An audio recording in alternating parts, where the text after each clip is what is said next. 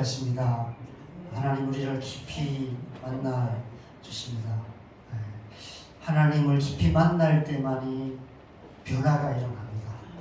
우리가 우리 자신을 바꿀 수가 없습니다. 살아보셔서 아시잖아요. 그죠?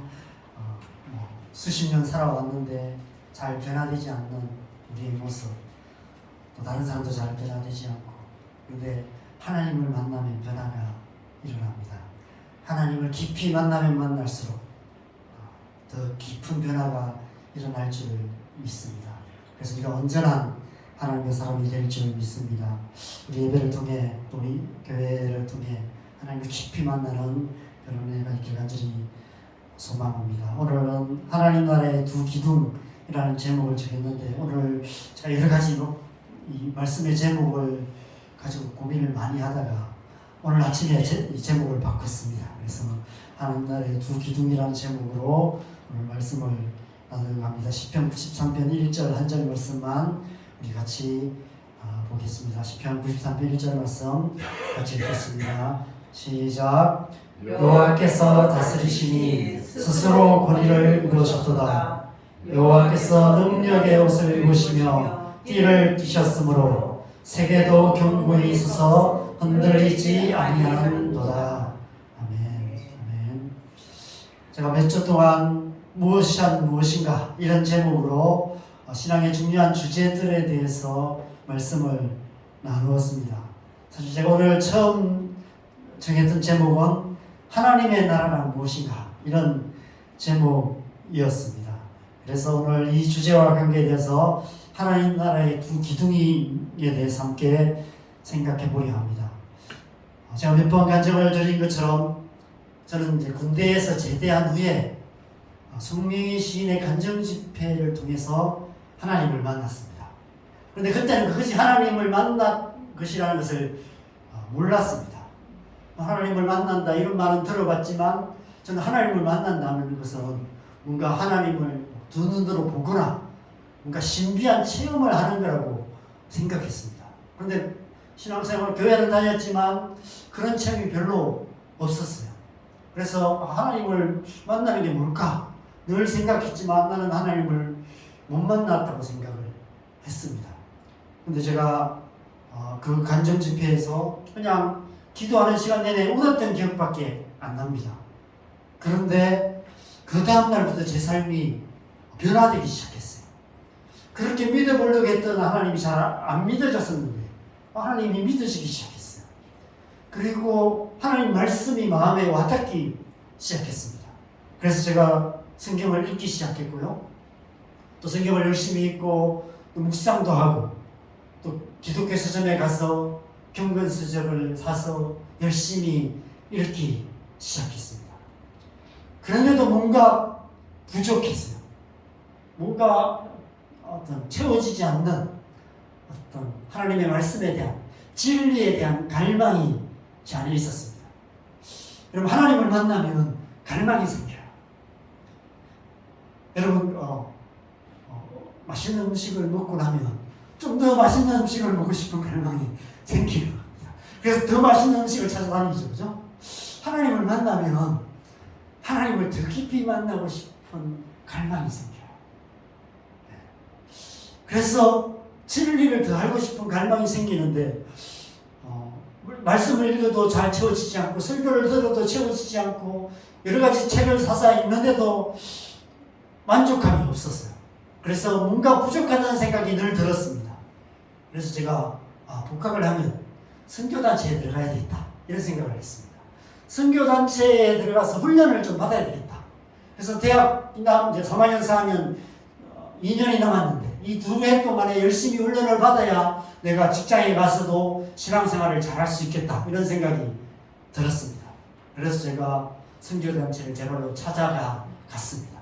그래서 그 모임에 참석하기 시작했고 제가 대학교 4학년 1학기 때 하는 그 선교단체에서 하는 대학생 제자훈련학교 대학생 DTS라는 훈련을 받게 되었습니다. 아버지께서 막 밥상 엎으시고 막 쓰러지시고 그러셨는데도 포기할 수가 없었어요.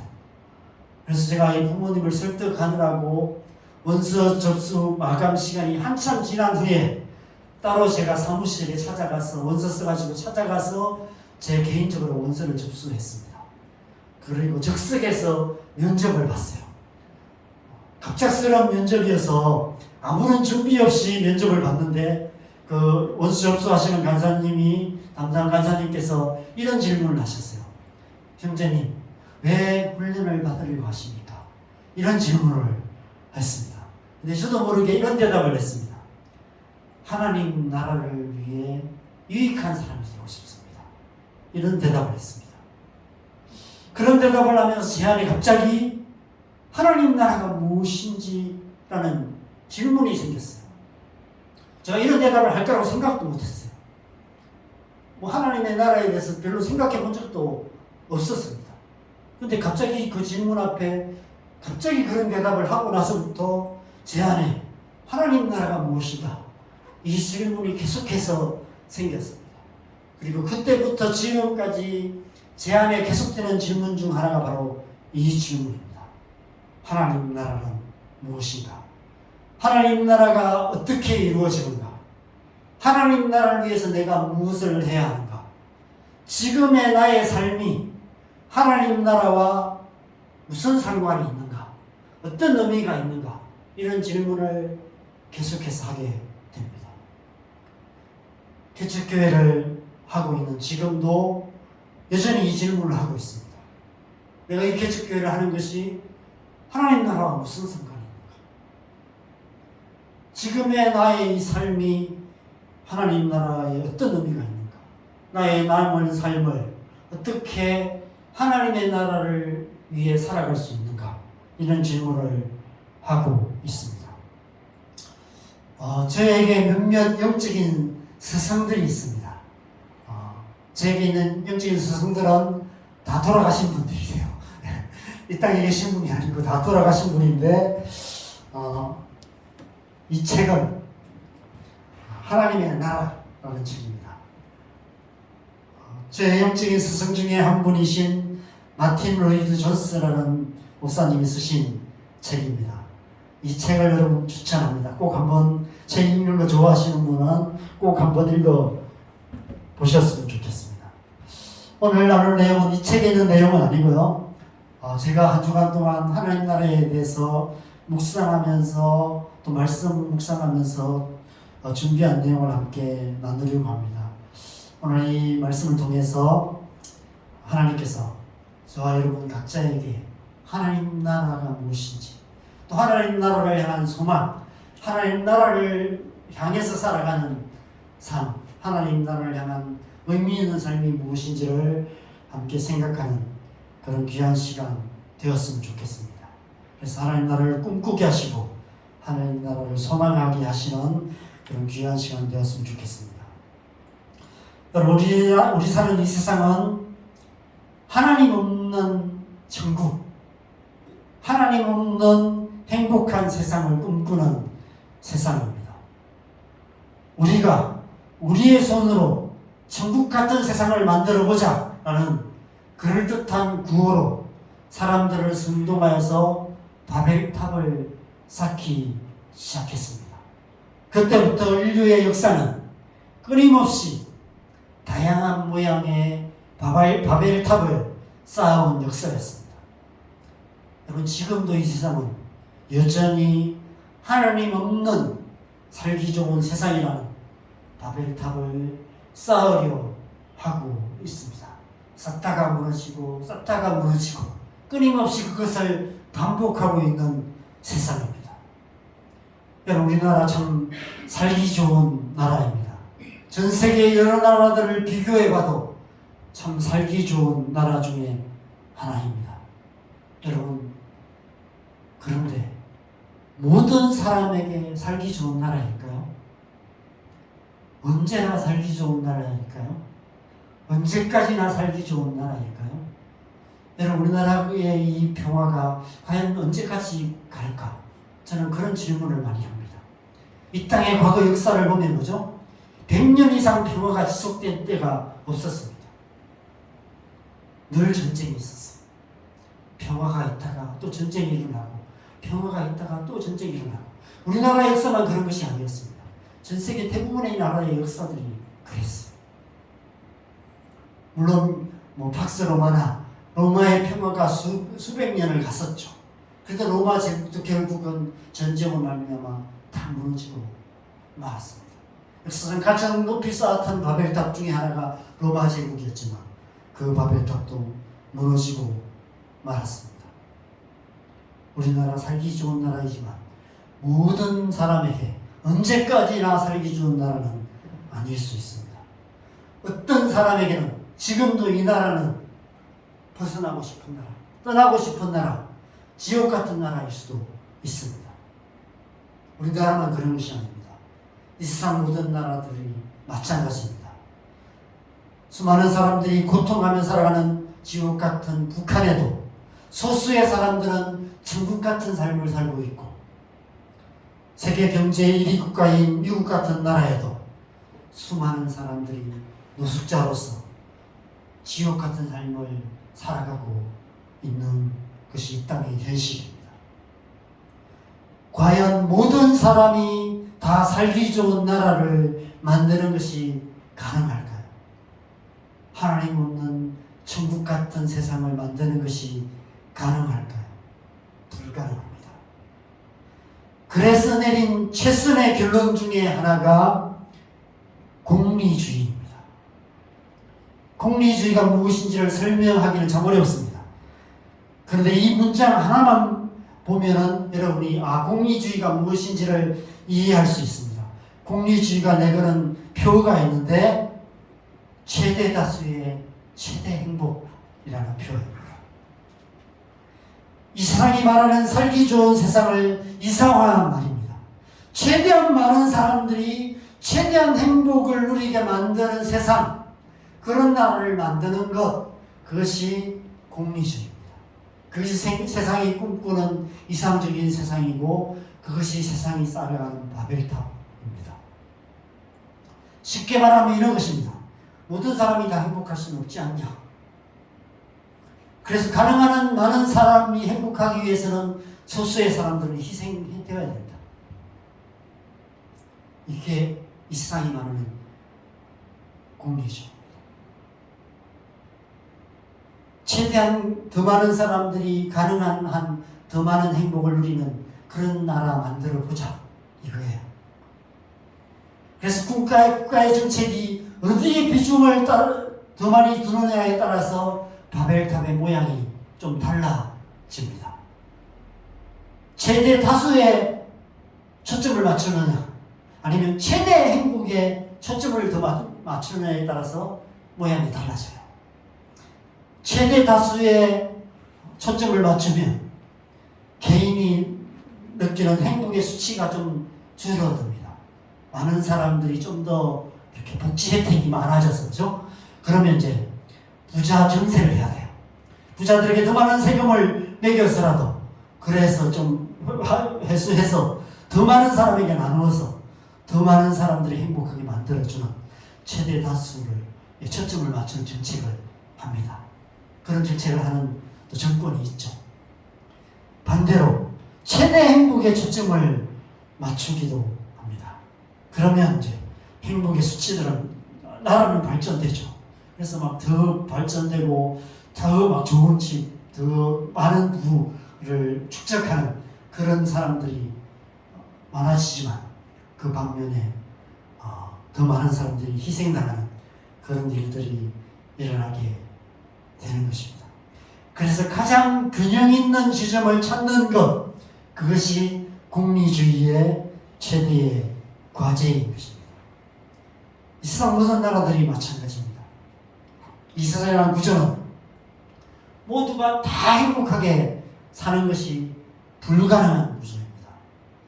바벨탑이라는 구조 자체가 바로 그렇습니다. 누군가의 행복을 위해서는 누군가의 희생이 필요한 구조가 바벨탑 구조고 피라미드의 구조입니다. 이 세상의 경제 발전은 다 그렇게 이루어져 왔습니다. 그리고 그렇게 이루어져 가고 있습니다. 우리나라도 그래 왔고 지금도 그렇게 유지되고 있습니다. 지금 중국이 급속히 발전하는 것도 인구가 많기 때문입니다. 많은 인구가 경쟁력이 되죠. 어떻게 많은 인구가 국가 경쟁력이 될까요? 값싼 노동력이기 때문에. 인구가 많기 때문에 돈을 적게 줘도 일할 수 있는 사람이 늘려 있습니다. 그래서 더 작은 돈을 줘도 일하려고 하는 사람들이 너무 많기 때문에 임금을 더 깎아도 일하려는 사람이 있어요. 그래서 적은 임금을 줘도 일할 사람이 늘려 있는 것입니다. 인건비가 싸기 때문에 똑같은 제품, 비슷한 제품을 훨씬 싼 값에 반값도 안 되는 가격에 판매할 수가 있습니다. 그래서 국제 시장에 중국 제품이 휩쓰는 것도 바로 그 때문인 것입니다. 결국 일한 만큼 충분한 보상을 해주지 않는 노동력을 착취하는 그런 구조가 될 수밖에 없습니다. 그래서 모든 나라도 그렇지만 중국 역시도 빈부격차가 갈수록 커져가고 있습니다.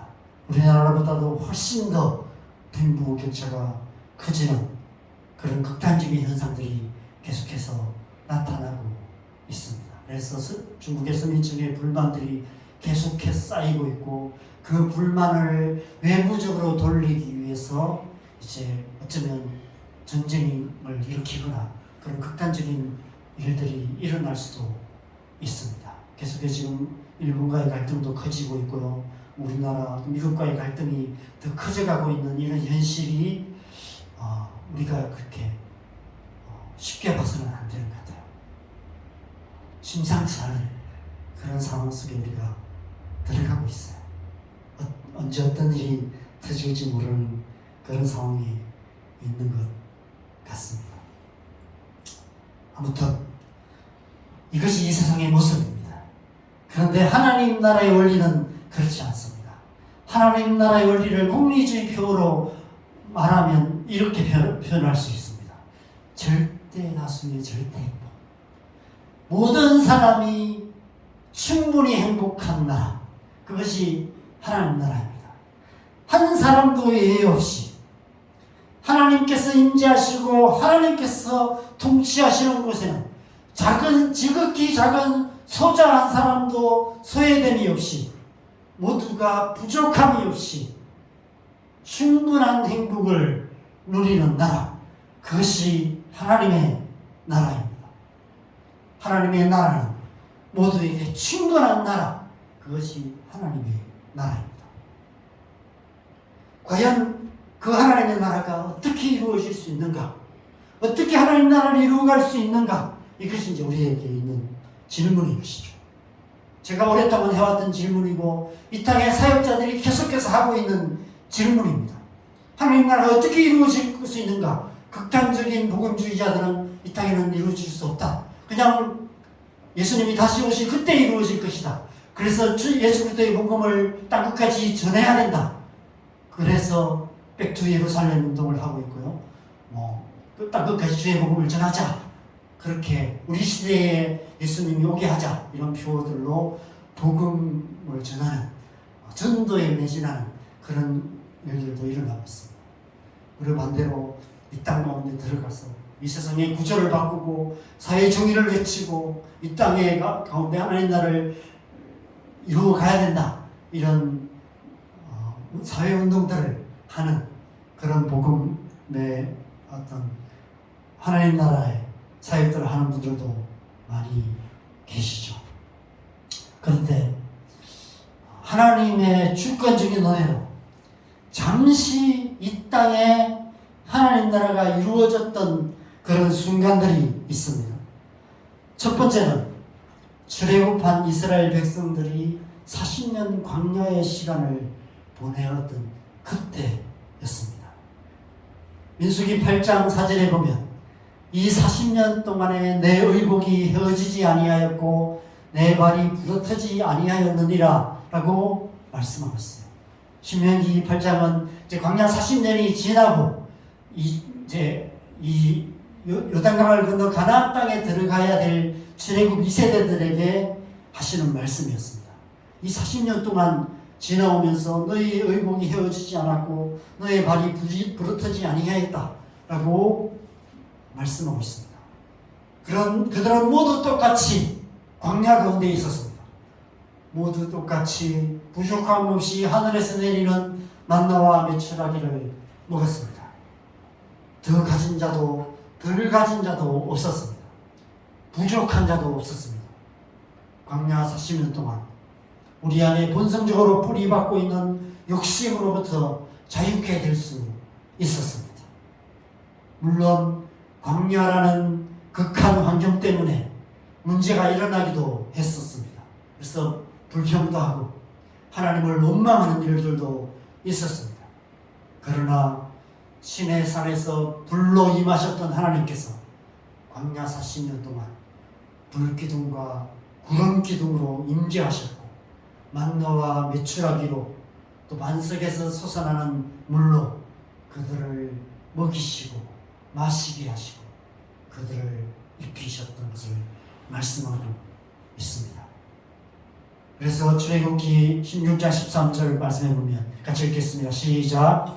저녁에는 메추라기가 와서 진에 덮이고 아침에는 이슬이 진 주위에 있더니 아침에 눈을 뜨면 만나라는 기적이 땅을 덮고 있었고 저녁이면 메추라기가 진을 덮고 있었습니다. 낮에는 구름 기둥이 뜨거운 태양을 피하는 그늘이 되어 주었고 밤에는 불기둥이 한밤의 추위를 녹이는 충분한 온기를 공급해 주었습니다.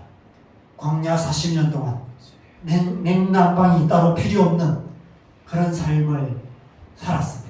하늘의 기적으로 그들은 살았습니다. 날마다 하나님의 초자연적인 기적 가운데 살았던 것입니다. 그들에게는 기적이 일상이 되었습니다. 기적이 일상이 되는 나라, 그것이 하나님의 나라인 것이죠. 의심할 수 없는 하나님의 존재, 하나님의 능력, 그것을 날마다 보았습니다. 하나님의 임재와 하나님의 능력, 하나님의 임재와 하나님의 통치라는 이 하나님 나라의 두 기둥이 늘 그들의 삶 속에 가시적으로 나타났던 것이죠. 40년 후 출애굽 2세들이 하나님의 말씀을 따라서 요단강을 건넜고 하나님의 말씀을 따라 여리고성을 돌았고 하나님의 말씀을 따라 가나안 땅을 정복해 갈 수 있었던 것은 소수의 유별난 사람들의 어떤 믿음 때문이 아니라 어린아이부터 시작해서 노인들까지 할 것 없이 모든 백성들 안에 하나님의 존재에 대한 하나님의 능력에 대한 흔들리지 않는 믿음이 있었기 때문에 광야 40년 동안 그들은 충분히 하나님을 경험했었기 때문입니다.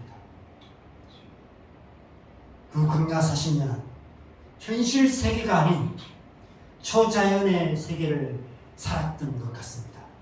세상이 알지 못하는 이 땅의 은밀한 곳에서 세상이 이스라엘 백성이 도대체 어디서 뭐하고 있는지 모르는, 분명히 출애굽하여 광야로 들어갔는데 40년 동안 광야에서 죽었는지 살았는지 모르는, 뭔가 광야를 헤매고 있는, 알 수 없는 짓을 하고 있는 그런 이상한 민족들이 광야에 있다라는 소문만 들리는 그런 현상이 40년 동안 있었어요. 그런데 그곳에 하나님 나라가 임하여 있었던 것입니다. 이스라엘 백성들은 그 광야에서 하나님 나라를 살았어요. 이제 그들이 여호수아서에서 요단강을 건너 가나안 땅으로 들어간다는 것은 하나님 나라가 세상 속으로 들어가는 거예요. 초자연의 세계에서 현실 세계로 들어가는 거예요. 하나님 나라가 이 땅에 침투하여 들어가서 이 세상을 정복하여 들어가는 모습을 보여주고 있는 것입니다. 하나님께서 앞으로 예수 그리스도를 통해서 그리고 교회를 통해서 이 땅 가운데 행하실 일을 미리 보여주시는 사건이 바로 그 광야와 그 요수아스를 통해서 가나안을 정복해가는 그 사건이었던 것입니다. 그것이 첫 번째 가시적으로 나타난 하나님 나라의 모습이었습니다. 그리고 하나님 나라가 가시적으로 이 땅에 임하신 두 번째 사건은 예수님께서 이 땅에 오셨을 때, 예수님께서 성령으로 세례를 받으시고 공생애를 시작하시면서 처음으로 하나님 나라를 선포하시기 시작하셨어요. 예수님께서 하나님 나라를 선포하시는 그 순간에 이 땅 가운데 하나님 나라가 가시적으로 임하시기 시작하셨습니다. 그리고 제자들을 부르셨어요. 제자들은 3년 반 동안 예수님을 따라다니며 예수님을 통해서 초자연적인 하나님 나라를 보았습니다. 맛보았습니다. 하나님 나라를 살았습니다. 그들이 모든 것을 다 버리고 예수님을 따를 수 있었던 것은 그들 안에 어떤 극성스러운 믿음 때문이 아니었습니다. 그들이 극단적인 사람이었기 때문이 아니었습니다. 우리가 알다시피 도마는 정말 신중한 사람이었어요. 내가 예수님의 손가락, 그 부활하신 예수님의 그 못자국에 손을 넣어보기 전에는 믿지 못하겠노라라고 그렇게 말했던 사람이 도마였습니다. 저만큼 의심 많은 사람이 도마였습니다. 그런데 그들이 모든 것을 다 버리고 예수님을 따랐습니다. 예수님을 통해서 하나님의 임재와 하나님의 능력을 보았기 때문에, 하나님 나라를 보았기 때문에 하늘에 계신 하나님이 이 땅에 오셔서 그들 가운데 계셨던 것입니다. 그래서 그것을 본 요한 사도가 이렇게 말하고 있습니다. 같이 읽겠습니다. 시작. 말씀이 육신이 되어 우리 가운데 거하시네. 우리가 그의 영광을 보니 아버지의 독생자의 영광이요 은혜와 진리가 충만하더라. 우리가 그 영광을 보았다는 거예요. 은혜와 진리가 충만한 그 하나님 나라를 우리가 직접 보았다고 기록하고 있는 것입니다. 예수님과 함께 있는 그 시간, 그곳에 하나님께서 임재하시고 하나님의 능력이 역사하셨습니다. 하루하루 순간순간이 하나님의 나라였습니다. 그래서 그들이 예수님께서 이제 떠날 때가 되었다고 했을 때 근심하기 시작했어요. 그래서 요한복음 14장에 그런 제자들에게 예수님께서 또 다른 보혜사를 보내주시겠다고 약속하셨습니다. 그 약속이 성취된 것이 오순절 성령 강림 사건이었습니다. 이 땅에 세 번째로 하나님 나라가 가시적으로 임하셨던 역사적인 사건, 그것이 바로 오순절 성령 강림이었습니다. 오순절 성령 강림 이후에 초대교회의 특징적인 모습이 사도행전 2장과 4장에 기록되어 있습니다. 사도행전 2장 44절 45절 말씀 같이 읽겠습니다. 시작. 믿는 사람이 다 함께 있어 모든 물건을 서로 통용하고 또 재산과 소유를 팔아 각 사람의 필요를 따라 나누어주며. 누가 시킨 것도 아니었어요. 성령이 임하시면서 모든 사람이 함께 모이기 시작하고 모든 물건을 서로 나누기 시작하고 재산과 소유를 팔아서 각 사람의 필요를 따라 나누어주기 시작했다는 것입니다. 그래서 사도행전 4장에서는 이런 역사가 일어납니다. 34절 35절 같이 읽겠습니다. 시작. 그 중에 가난한 사람이 없으니 이는 밭과 집이 있는 자는 팔아 그 판 것의 값을 가져다가 사도들의 발 앞에 두매 그들이 각 사람의 필요를 따라 나누어 줍니다. 우리 중에 가난한 사람이 없었다라고 말합니다. 모든 사람이 다 필요가 충분하게 채워지는 그런 하나님의 나라가 교회 공동체 안에 이루어지기 시작했다는 것입니다. 초대교회 안에 임하신 하나님 나라의 모습인 것이죠. 그런데 여러분, 이러한 역사는 당시 초대교회에만 있었던 것이 아닙니다. 그리스도의 몸이 전파되기 시작했고 하나님의 성령이 강력하게 역사하실 때마다 그러한 일들이 일어났습니다. 그리고 그 역사는 지금도 계속되고 있습니다. 한 나라 전체에 일어나기도 하고요, 한 교회 전체에 그런 일이 일어나기도 하고요, 개인적인 삶 속에 그런 역사가 일어나기도 했습니다. 그것을 우리는 부흥이라고 합니다. 마틴 로이드 목사님의 또 다른 책이 있습니다.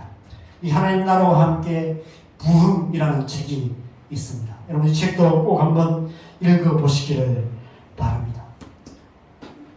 저는 이 두 책이 제가 개척교회를 시작하면서 옛날에 사놓고 한번 읽긴 했었지만 오랫동안 읽지 않다가 다시 읽기 시작했던, 제가 1월 2월, 3월에 이 두 책을 다시 읽기 시작했습니다. 그리고 다시 읽었던 책이 이 두 책입니다. 하나님 나라와 부흥. 그것이 어쩌면 제가 이 교회를, 하나님께서 저를 통해서 우리 자원동교회를 시작하게 하신 하나님의 목적이 아닐까, 제 남은 삶의 방향성이 아닐까, 이런 생각을 하면서 제가 이 책을 읽었습니다. 그래서 이 책을 여러분에게 추천해 드립니다. 이 책에서 하나님께서 성령으로 각 시대마다 어떻게 부흥을 주셨고, 그 성령의 부흥이 일어날 때마다 그 땅에 어떤 놀라운 역사들이 일어났는지를 말하며, 지금 이 시대에도 하나님께서 부흥을 주시기를 원하시고, 지금 이 시대에 교회가 살 수 있는 유일한 길은 하나님의 부흥이다.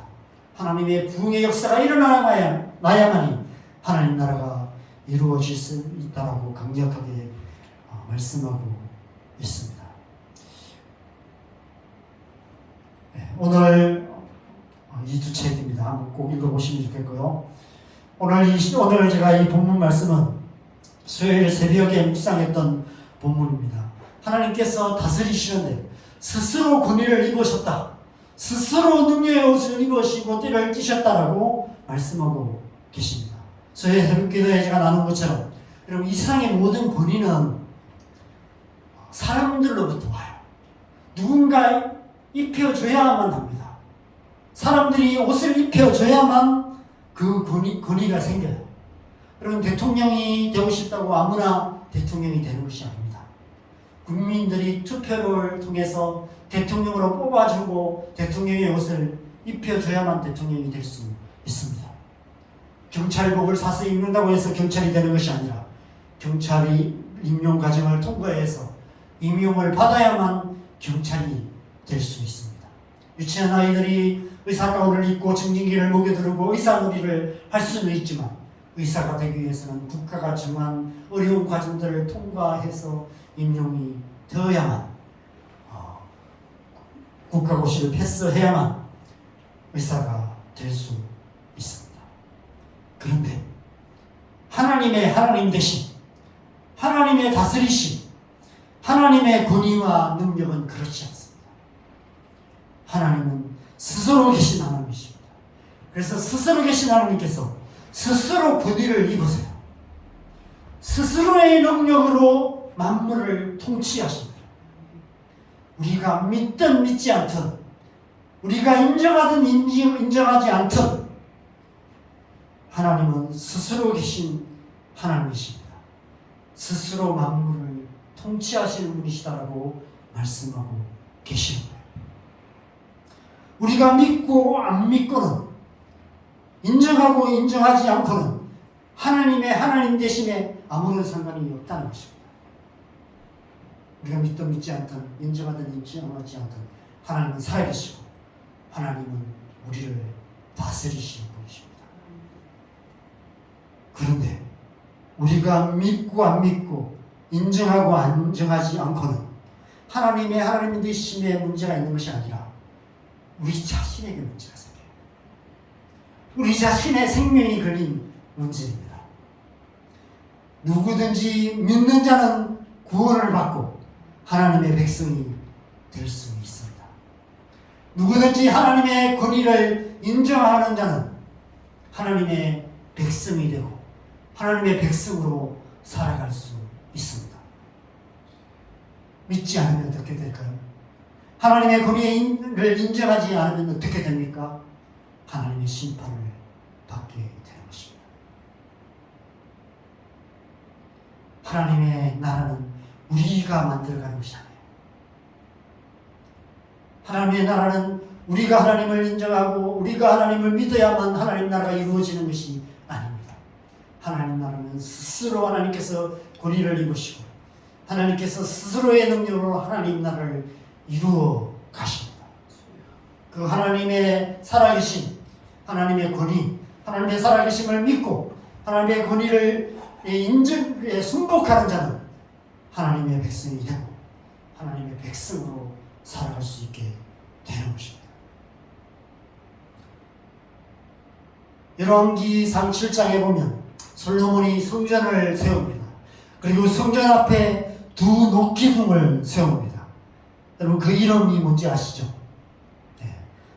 오른쪽 기둥을 야긴이라고 부릅니다. 왼쪽에 있는 기둥을 보아스라고 부릅니다. 야긴은 그가 세우실 것이다 라는 뜻입니다. 보아스는 그에게 능력이 있다 라는 뜻입니다. 무엇을 세우신다는 것일까요? 하나님의 나라.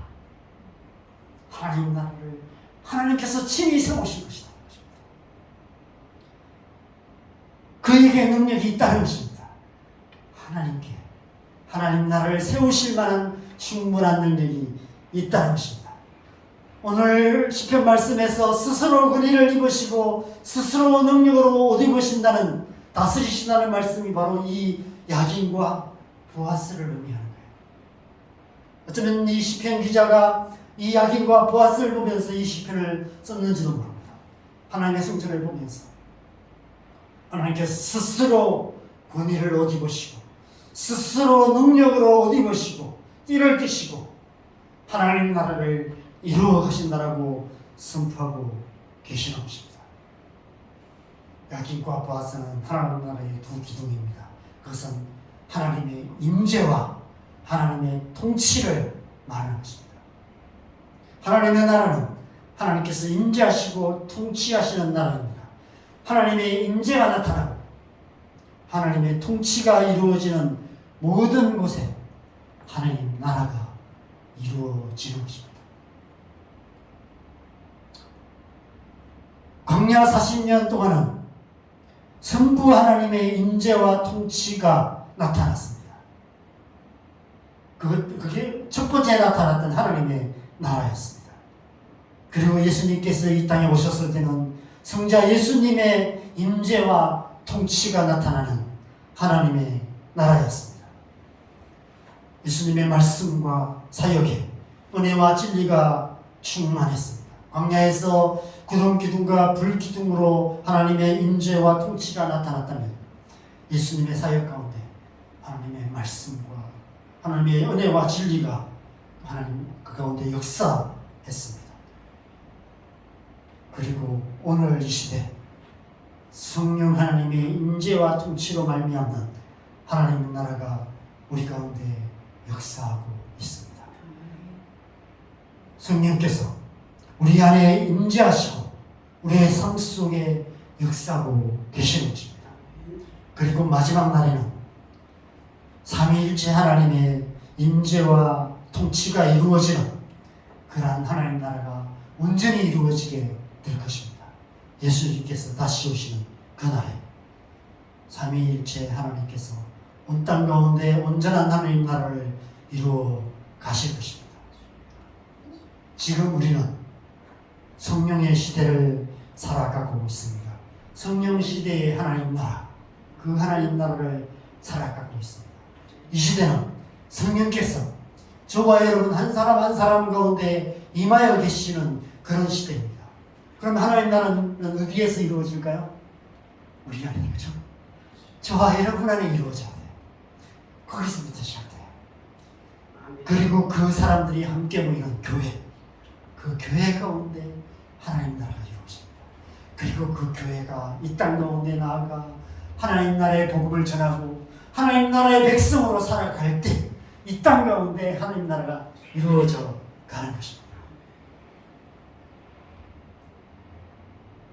예수 그리스도를 믿는 저와 여러분 안에 성령 하나님께서 거하시고 우리를 진리로 우리를 이끌어 가십니다. 하나님 나라가 이루어질 거예요. 하나님의 임재와 통치라는 하나님 나라의 두 기둥이 우리 안에 서 있는 것입니다.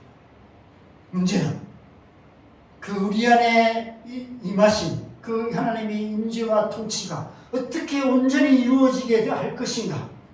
그래서 우리의 삶 속에 성령 하나님의 그 살아있는 역사심이 어떻게 나타나게 될 것인가? 이것이 문제인 것입니다. 어떻게 우리가 날마다 우리의 더러운 성질이 다스리는 삶이 아니라 타고난 기질대로 살아가는 삶이 아니라 과거의 상처에 매여 살아가는 삶이 아니라 우리의 지랄 맞은 인격으로 살아가는 삶이 아니라 우리 안에 계신 성령 하나님께서 우리의 마음을 온전히 다스리시고 우리의 생각을 다스리시고 우리의 삶을 다스리시는 그런 삶을 살아갈 수 있느냐 하는 것입니다. 어떻게 이 세상 한가운데서도 세상의 유혹에 흔들리지 않고 세상의 욕망에 휩쓸려가지 않고 인간적인 어떤 열정으로 뭔가를 하려고 애쓰지 않고 중독적인 습관에 늪에 빠져서 발버둥치지 않고 그리스도 안에서 참된 자유를 맛보며 살아갈 수 있느냐 하는 것입니다. 어떻게 그렇게 살아갈 수 있을까요? 그래서 성경은 끊임없이 성령의 충만함을 받으라고 말합니다. 근데 여러분, 성령의 충만함이 뭘까요? 도대체? 성령의 충만함을 위해서 늘 기도합니다. 저도 많이 기도했고요. 지금도 기도하고 있습니다. 근데 기도할 때마다 질문이 생길 때가 많아요. 도대체 성령 충만이 뭐지? 성령 충만이라는 게 어떤 거지? 여러분, 성령의 충만이라는 것은 성령께서 우리의 마음과 우리의 생각을 온전히 다스리는 것입니다. 성령께서 우리 마음에 충만하게 임재하시고 성령께서 우리의 생각을 다스리시는, 통치하시는 성령의 임재와 성령의 통치가 우리 안에 이루어지는 것, 그것이 성령의 충만함입니다. 우리 안에 계신 성령께서 우리의 마음에 가득하게 들 때 성령으로 말미암는 그 기쁨과 평안이 가득하게 돼요. 그 성령의 역사가 우리의 상한 마음을 치유하고 우리의 연약함을 온전케 하시는 은혜가 우리 안에 가득하게 됩니다. 그리고 성령의 그 통치, 성령의 그 진리가 우리의 생각을 다스리기 시작하면 모든 거짓된 것에 대해서 노할 수 있게 되고, 그래서 우리의 마음에, 우리의 생각에 하나님의 성령이 충만하면 그것이 우리의 삶으로 나타나게 되는 것입니다. 그렇게 살아가는 그곳에 하나님의 나라가 이루어지는 것이죠. 우리가 가정에서 그렇게 살면 우리의 가정에 하나님 나라가 이루어지는 거예요. 우리가 직장에서 그렇게 살면 직장 가운데 하나님 나라가 이루어지는 것입니다. 우리가 온 땅과 열방에 나아가서 그렇게 살아갈 때 하나님 나라가 이루어지기 시작하는 것입니다. 성령의 충만함이란 우리 안에, 우리의 삶에 성령 하나님의 임재와 통치가 나타나는 것, 그것이라고 정의할 수 있습니다. 성령의 임재와 성령의 통치가 나타나면 우리의 삶이 달라질 수밖에 없어요. 우리의 삶에 하나님 나라의 증거들이 나타나는 것은 당연합니다. 그런데 왜 우리는 그 증거들을 쉽게 볼 수 없을까요? 우리 안에 성령 하나님이 계신 것이 분명한데 왜 우리의 삶에는 성령의 임재와 통치가 뚜렷한 증거로 나타나지 않는 것입니까? 도대체 무엇이 문제일까요? 우리 안에 하나님의 임재와 통치가 이루어지기 위해서는 두 가지 반응이 필요해요. 첫 번째는 믿음입니다. 히브리서 11장 6절 말씀 같이 읽겠습니다. 시작. 믿음이 없이는 하나님을 기쁘시게 하지 못하나니 하나님께 나아야 하는 자는 반드시 그가 계신 것과 또한 그가 자기를 찾는 자들에게 상 주시는 이심을 믿어야 할 것입니다. 믿어야 하는데, 하나님을 믿어야 하는데 어떤 하나님? 성령 하나님. 성령 하나님이 내 안에 계신다는 것을 믿어야 해요. 여러분, 예수님을 믿는 모든 자들 안에는 성령 하나님이 계세요. 저와 여러분 안에 성령 하나님이 계십니다. 멀리 계시지 않아요. 저 하늘에 계시지 않아요. 우리가 기도하면 하늘로부터 급히 쫓아오시는 분이 아니세요. 성령 하나님은 이미 저와 여러분 안에 계십니다. 그 하나님을 믿고 성령 하나님의 임재 가운데 나아가는 것입니다. 믿음으로 우리 안에 계신 성령 하나님의 임재 앞에 나아가야 하는 것입니다. 여러분, 존재와 임재의 차이를 아세요? 존재와 임재의 차이.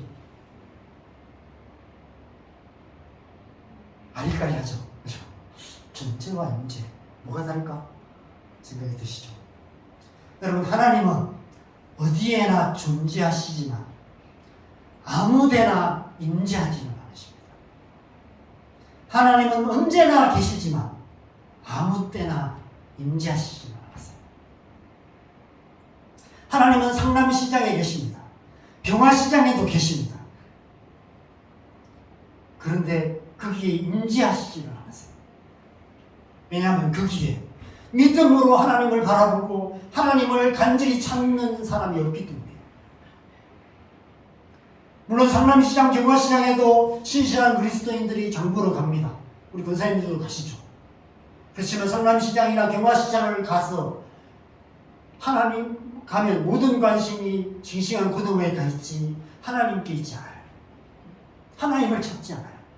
하나님을 찾으러 경화시장을 가지 않습니다. 성남시장을 가지 않습니다.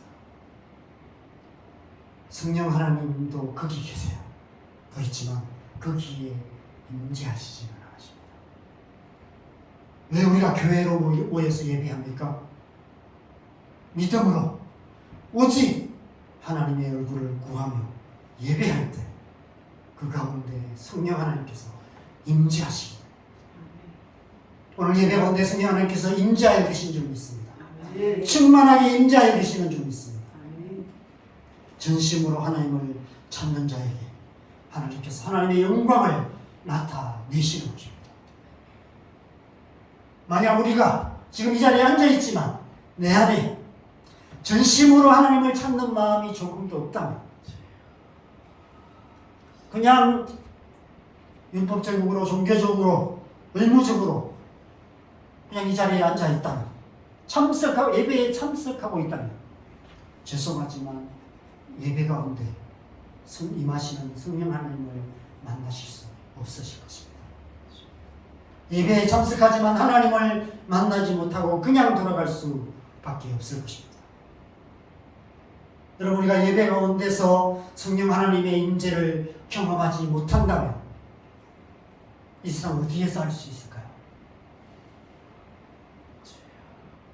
옛날 우리 앞세대들은 그것도 부족해서 막 기도원도 가고 성기도도 가서 더 깊은 하나님과의 만남을 사모하며 그렇게 하나님 임재 앞에 나아갔었습니다. 우리 안에도 그 갈망이 필요합니다. 예배에 나올 때마다 전심으로 하나님의 임재를 사모하며 강구하며 나올 때 우리 가운데 성령 하나님께서 임재하시고 충만하게 우리 가운데 역사하시는 것입니다. 그럴 때 우리 안에 하나님 나라가 이루어지는 거예요. 그런데 더 중요한 것이 있습니다. 또 하나는 바로 순종입니다. 성전에 두 기둥이 있듯이 우리에게는 두 다리가 있습니다. 한쪽 다리가 믿음의 다리라면, 오른 다리가 믿음의 다리라면, 왼쪽 다리는 순종의 다리입니다. 두 다리가 있어야만 우리가 걸어갈 수 있어요. 두 다리가 있어야만 우리가 하나님 나라를 향해서 달려갈 수 있습니다. 믿음과 순종을 통해서 우리는 하나님 나라를 향해서 살아갈 수 있습니다. 왜 순종이 필요할까요? 왜 순종이 중요할까요? 하나님은 인격적인 분이시기 때문에 그렇습니다. 하나님은 어떤 순간에도 비인격적으로 우리의 멱살을 잡고 끌고 가시는 분이 아니십니다. 이 세상의 독재자나 폭군들처럼 강압과 억압으로 세상을 마음대로 휘저으시는 그런 분이 아니십니다. 그래서 하나님께서 우리에게 자유의지를 주셨습니다. 하나님께서는 우리에게 주신 그 자유의지를 결코 침해하거나 억압하지 않으십니다. 많은 사람들이 오해하는 것은 성령의 충만함을, 성령의 다스리심을 받는다는 것을 마치 뭔가 알 수 없는 강력한 힘이 나를 지배해서 넘어뜨리고 이런 그런 나도 모르게 막 어디로 끌고 가시고 이런 어떤 현상들을 얘기하는 겁니다. 그렇게 생각하는 것입니다. 물론 하나님께서 특별한 목적으로 그런 은사들을 통해서 그런 역사를 나타내실 때도 있습니다. 그러나 그것은 하나님의 인격적이고 보편적인 하나님의 방식은 아닙니다. 하나님은 인격적이십니다. 성령 하나님의 역사도 인격적입니다. 인격적이라는 것은 자발적으로 자원해서 사랑하는 마음으로 기꺼이 그렇게 행하는 것입니다. 우리가 이 교회 예배에 나옵니다. 왜 나옵니까? 하나님을 사랑하는 마음, 하나님을 만나고 싶은 마음 때문에 그렇게 예배에 나오는 거예요. 그렇게 나올 때 우리는 하나님을 만날 수 있습니다. 우리가 그 하나님의 나라를 누릴 수 있는 것은 오직 그 길밖에 없어요. 우리가 우리의 의지로 하나님의 그 통치에 순종하는 것입니다. 우리 안에 임재하시고 우리를 다스리시는 그 성령님께 온전히 순종하기 시작합니다. 내 마음대로 행동하지 않고 내 생각대로 살지 않고 내 안에 임재하셔서 진리를 가르치시는 성령의 인도하심을 따라 살아가는 것, 믿음으로 순종하는 삶을 사는 것, 그렇게 살아갈 때 내 안에 하나님 나라가 이루어지고 우리의 삶에 하나님 나라가 이루어지는 것입니다. 여러분, 좋은 나라는 법과 질서를 잘 지키는 나라입니다. 국민들이 자발적으로 법과 질서를 잘 지키면 좋은 나라가 됩니다. 우리나라 좋은 나라일까요? 물론 좋은 나라의 모습들도 많이 있습니다. 그래서 유튜브에 보면 막 우리나라 카페에 물건을 넣고 가도 아무도 안 훔쳐간다 이런 것들이 막 그렇죠. 다른 나라 사람들이 굉장히 신기해하고 딴 나라 가면 휴대폰 막 훔쳐가고 길거리 지나가다가 휴대폰 뺏어가고 이러는데 우리나라는 그런 일이 없다. 이런 안전한 나라다 이런 것을 자랑합니다. 그런데 그렇지 않은 모습들도 많이 있습니다. 저는 담배 피우는 사람들을 굉장히 싫어합니다. 제가 담배 피우는 사람들을 가장 싫어하는 가장 큰 이유 중에 하나는 이런 모습들 때문입니다. 담배 꽁초를 함부로 올린 사람이 너무 많아요. 제가 가끔씩 성남동을 오전에 갈 일이 있는데 한번 가면 담배 꽁초가 수천 개가 있어요. 얼마나 많은지 그냥 담배 꽁초 밭입니다. 그냥 버려요. 그러면 제가 물론 그렇지 않은 분들도 있겠지만 제가 알기로 담배를 피우는 사람들 중에 담배 꽁초를 제대로 잘 처리하는 사람을 저는 아직도 한 번도 본 적이 없습니다. 싱가포르 같은 나라들처럼 강력한 법의 제재를 가하지 않는 한은 이 문제가 해결되지 않을 거예요. 아마 담배 꽁초 하나 버리는데 10만 원씩 벌금을 매겨야만 아마 없어지지 않을까 생각합니다. 그런데 여러분, 하나님 나라는 이런 나라가 아니에요. 강력한 법으로 다스리는 나라가 아닙니다. 하나님 나라를 다스리는 법은 사랑의 법입니다. 하나님 나라는 두려움 없는 사랑이 다스리는 나라입니다. 하나님 나라의 사랑이 뭔지를 요한일서 4장 18절에 이렇게 말합니다. 같이 읽겠습니다. 시작. 사랑 안에 두려움이 없고 온전한 사랑이 두려움을 내쫓나니 두려움에는 형벌이 있음이라. 두려워하는 자는 사랑 안에서 온전히 이루지 못하였느니라. 두려움이 없는 사랑, 그 온전한 사랑이 다스리는 나라, 그것이 하나님 나라입니다. 그 사랑 앞에 기꺼이 순종하며 살아갈 때 우리 안에 하나님 나라가 이루어지는 것입니다. 우리가 날마다 믿음으로 성령의 임재 가운데 나가서 순간순간 우리에게 말씀하시는 성령의 음성에 순종하며 살아갈 때 성령 하나님께서 우리 안에 임재하시고 통치하시는, 우리의 마음을 다스리시고 우리의 생각을 다스리셔서 우리의 삶 속에 하나님 나라가 이루어지는 것입니다. 우리가 그렇게 살아갈 때 우리의 가정에 하나님 나라가 이루어지고 우리가 살아가는 삶의 현장 속에 하나님 나라가 이루어지는 것입니다. 하나님의 임재와 통치, 하나님의 권위와 능력, 우리의 믿음과 순종, 이것이 하나님 나라의 두 기둥, 야긴과 보았습니다. 하나님 나라는 그 위에 세워지게 되는 것입니다. 그렇게 제 안에 하나님 나라가 이루어지기를 소망합니다. 그렇게 여러분 안에 하나님 나라가 이루어지기를 축복합니다. 그렇게 우리 안에 이루어진 하나님의 나라가 우리의 가정에 그리고 이 땅에 증거되어지기를 주님의 이름으로 간절히 축원합니다. 이렇게 기도하겠습니다. 우리 함께 찬양하고 기도하겠습니다. 이 시간 우리 찬양 내 영혼이 은총 입어 함께 찬양하고 기도하는 시간 갖겠습니다.